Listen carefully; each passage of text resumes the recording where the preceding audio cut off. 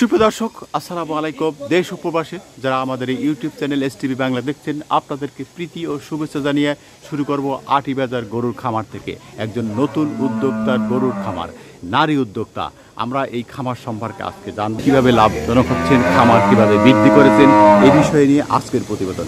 দর্শক, আমরা দেখতে পাচ্ছি, আমরা খামারে চলে এসেছি। দেখুন, অসংখ্য গরু দেখতে পাচ্ছি, চমৎকার চমৎকার কিছু গাভী। দেখুন দর্শক, আপনাদের শুরুতেই এই খামারটি একটু আপনাদের দেখানোর চেষ্টা করি। দেখুন এই খামারটি আমরা যখন দেখছিলাম তখন শুরুতেই 3-4টি গাভী ছিল। আপনারা দেখুন, যিনি খামারিনী একজন নারী উদ্যোক্তা, আমরা তার সাথেই কথা বলেছিলাম। আজকেও তার সাথে কথা বলবো, জানবো এই খামার সম্পর্কে। বর্তমানে যে খামার আমরা দেখতেছি একদম পরিপূর্ণ, বেশ কিছু গাভী রয়েছে এবং গাভীর জাত সম্পর্কে জানবো, গাভীর দুধ সম্পর্কে জানবো, পালন সম্পর্কে জানবো।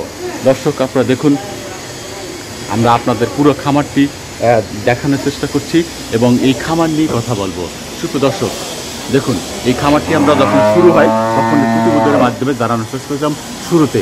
বর্তমানে আজকে দীর্ঘ 1 বছর পরে আবারও চলে এসেছি এই খামারে। আমরা খামারটি আজকে জানানোর চেষ্টা করব, আপুর সাথে কথা বলবো। দেখুন বেশ কিছু চমৎকার কিছু গাভী, আমরা কথা বলি আপুর সাথে। আচ্ছা থাক, আমরা গাভীতে ট্যাগ লাগানো দেখতেছি, নাম্বারিং। আচ্ছা আপু, এই যে নাম্বারিং, এই গাভীটি কতদিন আগে কিনছেন? এটা গেছে মাসের 14 তারিখে নিয়ে 14 তারিখ। আচ্ছা, আমরা কথা বলি দর্শক, এই বিষয়ে জানবো। আসসালামু আলাইকুম, কেমন আছেন? জি আলহামদুলিল্লাহ ভালো। ভালো আছেন? আচ্ছা আপু, আমরা এই আপনার খামারটি দীর্ঘ 1 বছর পূর্বে যখন শুরু করেন, কাজ চলছিল, তখন আমরা আসছিলাম। আপনার খামার তখন বেশ অল্প কয়েকটা, 4টা না 5টা গাভী ছিল, বাছুর সহ গরু ছিল। এখন আমরা দেখতেছি আপনার খামারে একদম ভরপুর, অসংখ্য গাভী রয়েছে। এই বিষয়ে আপনার কাছ থেকে জানতে চাই, বর্তমানে আপনার খামারে কয়টি গাভী আছে? বর্তমানে আমার আছে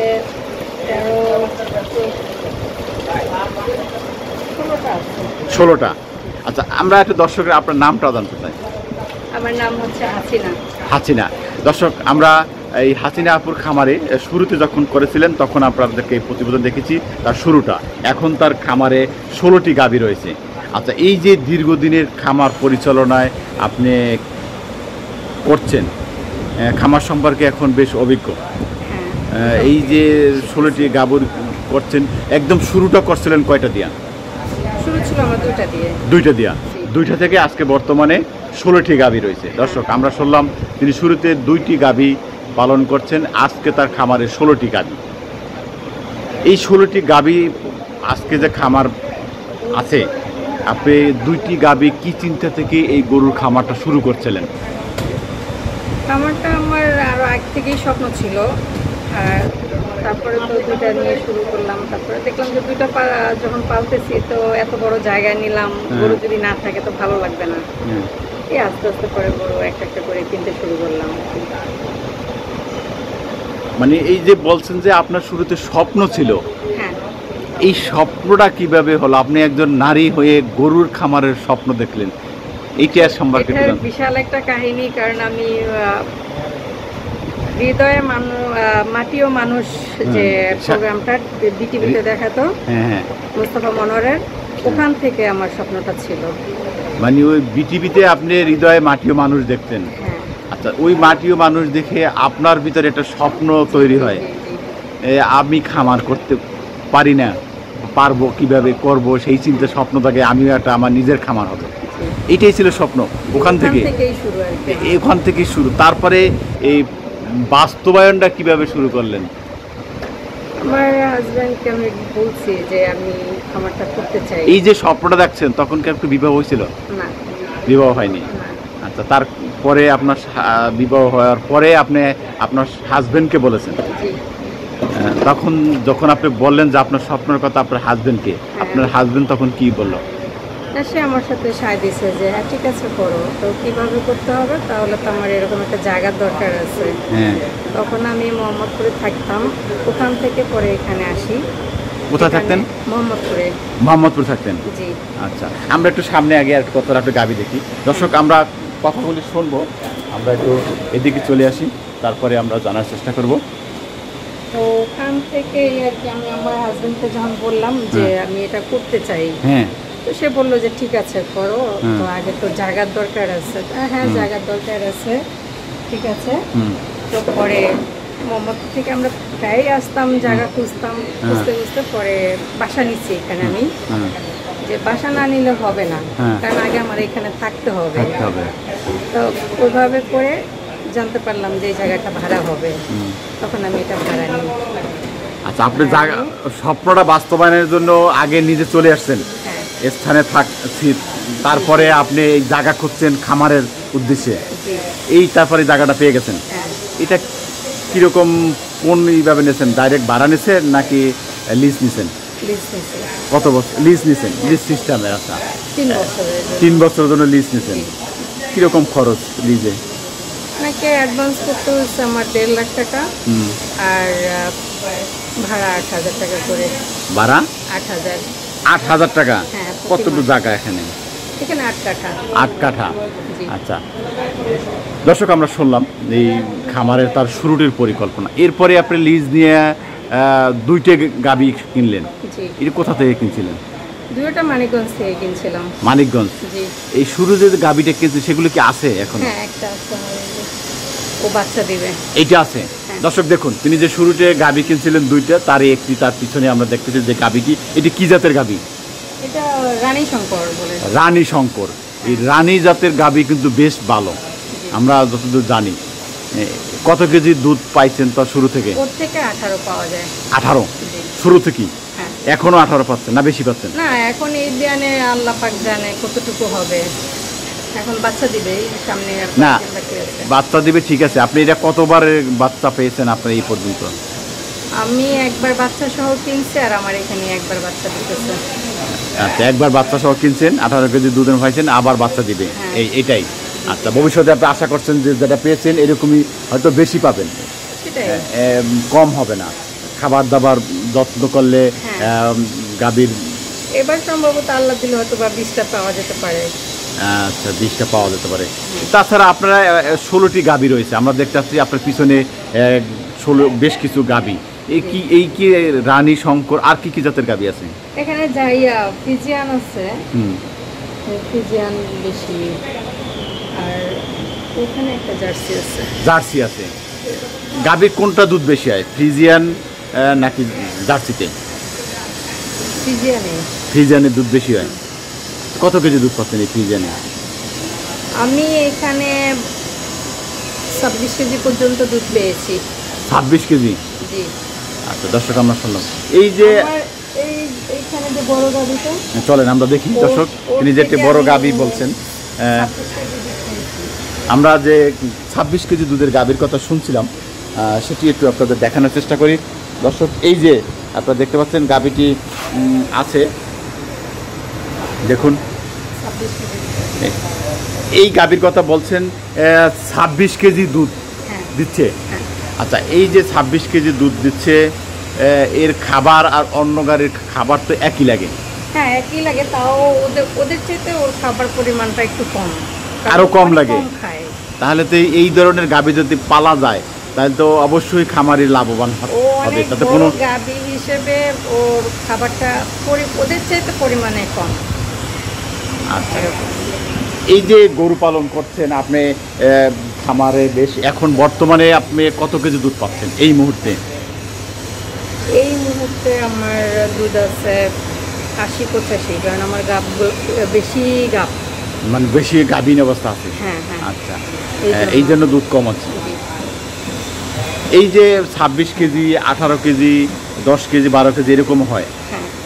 আচ্ছা, সর্বোচ্চ এই 26 কেজি দুধের গাভী আপনার কাছে আছে, আমরা দেখাচ্ছি দর্শককে। আচ্ছা, গরু লালন পালন যত্ন সম্পর্কে একটু জানতে চাই, কিভাবে যত্ন করেন? গরুর অত্যাধিক যত্ন করতে হয়, একটু যত্ন কম হইলেই সমস্যা আমি মনে করি আমার দিক থেকে। মানে আপনি তো একজন নারী, আপনার তো ছেলে মেয়ে আছে? জি। কয় ছেলে মেয়ে? 2 ছেলে। 2 ছেলে। এই সন্তান যেভাবে লালন পালন করেন, গরু তো তার চেয়ে বেশি যত্ন কেয়ার করতে হয়।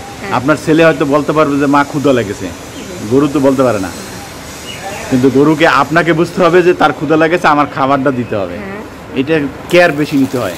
আচ্ছা, আমরা একটু সামনে আগাই। আর এটা যে বুঝতে পারে সেই আমার মনে হয় যে বোবা ধন পালতে পারে।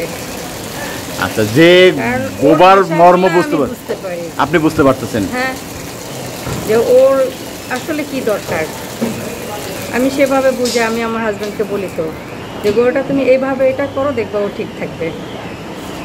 অনেক সময়ই দেখে যে হ্যাঁ ওইটাই ঠিক। আচ্ছা, এই বিষয়ে একটু জানতে চাচ্ছি, আপনি এরকম কি জিনিস পেয়েছেন যে আমি বুঝতে পারছি এটা এই হয়েছে, এটা ওই রকম চিকিৎসা বা যত্ন করে ভালো হয়েছে, এই বিষয়ে একটি উদাহরণ জানতে চাই। আমার এই গরুটার ব্যাপারে আমি বলি, হুম। ওর সমস্যা আমি আমার হাজব্যান্ডকে বলতেছি যে ওর কিন্তু এই সমস্যাটা আছে। তো কি সমস্যাটা সেটা একটু খুলে বলেন। ওর মুখের ভিতরে হয়েছে যে লাম্পিক স্কিন ডিজিজ আসছে, যে নতুন রোগটা এটা। হ্যাঁ। কিন্তু এটা এরা কেউ দেখে নাই, দেখে নাই? এটা আমি দেখছি। আপনি এটা কি হয়েছে, গরুর কি পরিবর্তন পেয়েছেন মানে ওইটা হওয়ার পরে? ওটা হওয়ার পরে খাওয়াটা একটু কমে গেছে, ব্যথা থাকে যেহেতু এই জন্য। তো খাওয়াটা আগে যে কম খাইতো তার থেকে একটু কম খাচ্ছে। কম দুধের খাচ্ছে? হ্যাঁ, দুধের পরিমাণ তখন আপনার সন্দেহ হয়েছে নাকি আপনি বুঝতেই পারছেন এটা হয়েছে? এটা হয়েছে কারণ এই রোগটা সম্পর্কে আমাকে আমার বীজ ডাক্তারই আইডিয়া দিয়েছিল। কারণ উনি আমাকে এখানে উঠান বৈঠক করছে, বসার পরে ওনারা বলে দিছে যে এটা এরকম লক্ষণ থাকে রোগটার। হ্যাঁ, আমি আমার গরুর মধ্যে ওইগুলা দেখতে পেয়েছি। যখন দেখতে পাচ্ছি তখন আমি সাথে সাথে আমার হাজব্যান্ডকে বললাম যে আমার গরুর এই রোগ। আমি আমার যে ডাক্তার আছে উনি সবসময় দেখে, ওনাকে জানালাম, ওনারা আসলো দেখলো পরে যে ঠিক আছে এটাই। এরপরে চিকিৎসা দিয়ে এখন ভালো হয়েছে? হ্যাঁ, আমার এখন আল্লাহর রহমতে কোনো সমস্যা নেই। আপনি গরু দেখলে বুঝতে পারেন যে এই গরুটির সমস্যা, তখন ওই হিসাবে চিকিৎসা করেন। সবচেয়ে বড় ধরনের কি ধরনের রোগের সম্মুখীন হয়েছেন এ পর্যন্ত? সব থেকে বড় সমস্যা হচ্ছে যে লাম্পিকটাই হয়েছিল।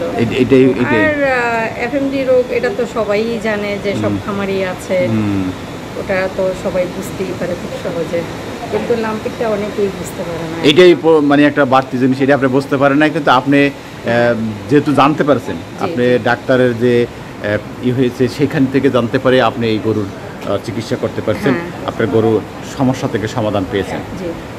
আচ্ছা, এই যে গরু পালন করছেন আপনি শুরুতে 2টা থেকে এখন 16টি গাভী, প্রতি মাস শেষে কীরকম ইনকাম থাকে? আছে, দুধে তো খুব বেশি লাভ হয় না, কারণ দুধের টাকাটা বেশিরভাগই খরচ হয়ে যায়, যেমন খাবার, ডাক্তার, বেতন, ভাড়া এইসবে চলে যায়। আমরা বছরে ওই বাছুরটাই আমাদের লাভ থাকে আর কি। বছরে বাছুর থাকে। এখন 16টা গাভী থেকে মিনিমাম কয়টি বাছুর পাওয়া যাচ্ছে পাবেন বলে আশা করছেন? যেহেতু আপনার বেশি দিন হয় না, 1 থেকে 1.5 বছর হয়েছে। আমরা 1 বছর আগেছি, আমরা জানি যে 1.5 বছর মনে হয় আমরা খাবার বয়স। আচ্ছা, এই 1.5 বছরে সামনে আপনি কি আশা করছেন যে বছর শেষে আপনি কয়টি বাছুর? এখন আসল সমস্যা হচ্ছে যে আমি আমার খামারে নিজের একটা আশা আছে যাবে এতগুলি পাবো এরকম।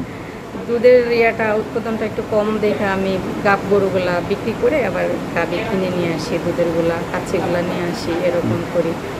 এই জন্য আমার খামারে গরু তেমন এখনো বিয়ায় নাই, বাচ্চা দেয়নি, শুধু একটা সামনে হবে হয়তো ভবিষ্যতে হবে। ওই অপেক্ষায় আছি যে হ্যাঁ আমার খামারে অন্য সবার মতো বাচ্চা হবে, অনেক থাকবে এরকম।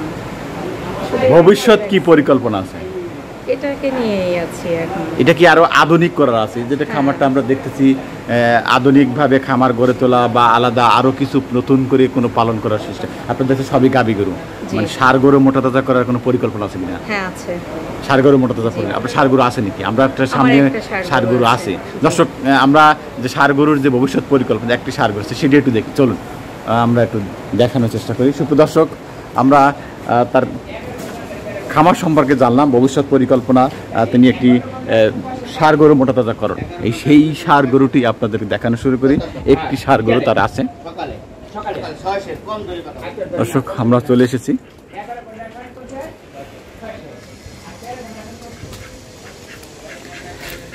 দেখুন দর্শক, এই যে ষাঁড় গরুটি আমরা দেখতেছি, তিনি ভবিষ্যৎ পরিকল্পনা করছেন এইরকম ষাঁড় গরু মোটা তাজাকরণ। এটা কি আপনার খামারে বাচ্চা না কিনছেন? না, কিনে নিয়ে আসছি। কতদিন আগে? এটা কিনে নিয়ে আসছি কোরবানির পরে। কোরবানির পরে? কোথা থেকে কিনছেন? কোন খামার থেকে না হাট থেকে? না, হাট থেকে কিনেছেন। কোথায়? এই দাঁড়িয়ে কাছের কোন হাট? হ্যাঁ, হরজতপুর, হরজত পাড়াগ্রাম থেকে। কত টাকা নিছিল? এটা 71 দিয়ে কিনেছি। 71,000 টাকা। সুপ্রদর্শক দেখুন, এই কোরবানির পরে তিনি 71,000 টাকা দিয়ে যে ষাঁড় গরুটা কিনছেন, এই মুহূর্তে এর বাজার মূল্য তো 71 না, এর বেশ ভালোই দেখা যাচ্ছে, এর বাজার মূল্য তো ভালোই হবে। আপনি এটা কি সামনে কতদিন কোরবানি পর্যন্ত রাখতে চান, নাকি কোনো সুযোগ এর আগে বিক্রি করার চিন্তা ভাবনা আছে? ভালো কোনো কিছু পাইলে বিক্রি করে দেবেন। দর্শক তিনি বলছেন বিক্রি করে হয়তো আরো ষাঁড় গরু ক্রয় করে পালন করতে চাচ্ছেন, আমরা দেখতে পাচ্ছি। দেখুন তার ভবিষ্যৎ পরিকল্পনা আছে, তিনি এইরকম ষাঁড় গরু মোটা তাজাকরণ করার এবং খামার আধুনিক করার জন্য।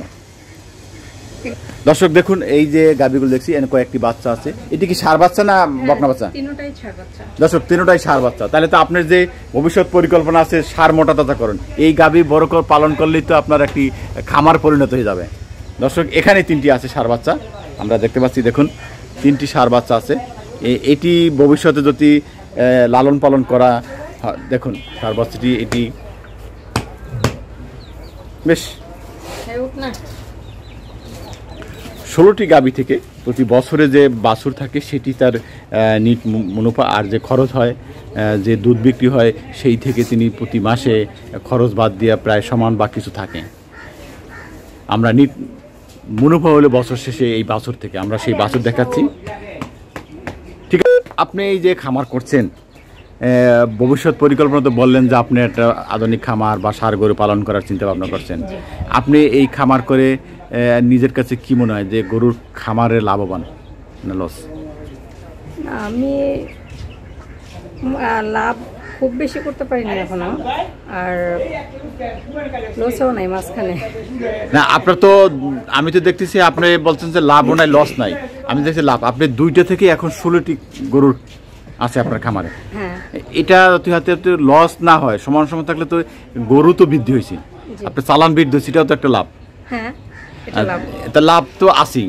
আমি জানতে চাচ্ছি তাহলে আপনি বলেন যে যারা নতুন উদ্যোক্তা, আপনি একজন নারী, আপনার মতো যদি কেউ স্বপ্ন থাকে গরু পালন করবেন, তাদের উদ্দেশ্যে আপনার কি বলা আছে? আপনার এই দীর্ঘ 1.5 বছরের অভিজ্ঞতা থেকে আপনি তাদের উদ্দেশ্যে কিছু বলতে চান কিনা? হ্যাঁ, আমি বলতে চাই এটাই যে কোনো নারী যদি কষ্ট করে হলে একটা গরু নিয়ে শুরু করতে পারে, সে ভালো করবে। কারণ দেখা যায় এটা সংসারে বিশাল একটা সাপোর্ট আসে, যে আর ওই মেয়েটাও সে নিজের পায়ে দাঁড়াতে পারে, এটা করতে পারে মেয়েরা। সুপ্রদর্শক শুনলেন যে নারী উদ্যোক্তা কিভাবে গরুর খামার করে নিজে স্বাবলম্বী হওয়া যায়, সেটি তিনি বলতে চাচ্ছেন যে গরুর খামার করে সংসারের বাড়তি আয়, সেই সাথে নিজে স্বাবলম্বী হওয়ার একটি পথ। নিজের যে উপার্জন করছে নিজে, এটাই একটি বিশাল অ্যাসেট, যে নারীরাও নিজে স্বাবলম্বী হতে পারে এই গরু পালন করে। দর্শক আমরা শুনলাম, ঠিক আছে হাসিনা আপু, আপনার খামার থেকে আজকে জানলাম। দর্শকরা যদি আপনার এই কথা শুনে যদি সামান্য উপকৃত হয়, আপনার এই কথা শুনে উদ্বুদ্ধ হয় নতুন খামার করার, অবশ্যই আজকের প্রতিবেদন আমাদের সার্থক হবে। আপনাকে অসংখ্য ধন্যবাদ, ভালো থাকবেন, ভবিষ্যতে আবারও আসবো। সুপ্রিয় দর্শক, আমরা শুনছিলাম এই হাসিনা আপুর খামার সম্পর্কে। তিনি 2টি গাভী থেকে 16টি গাভী, ভবিষ্যতে তার স্বপ্ন ষাঁড় গরু মোটা তাজা করেন, তার স্বপ্ন পূরণ হোক, আমরা এই আশা ব্যক্ত করে আজকে এখানে শেষ করব। সবাই ভালো থাকুন, সুস্থ থাকুন, আল্লাহ হাফেজ।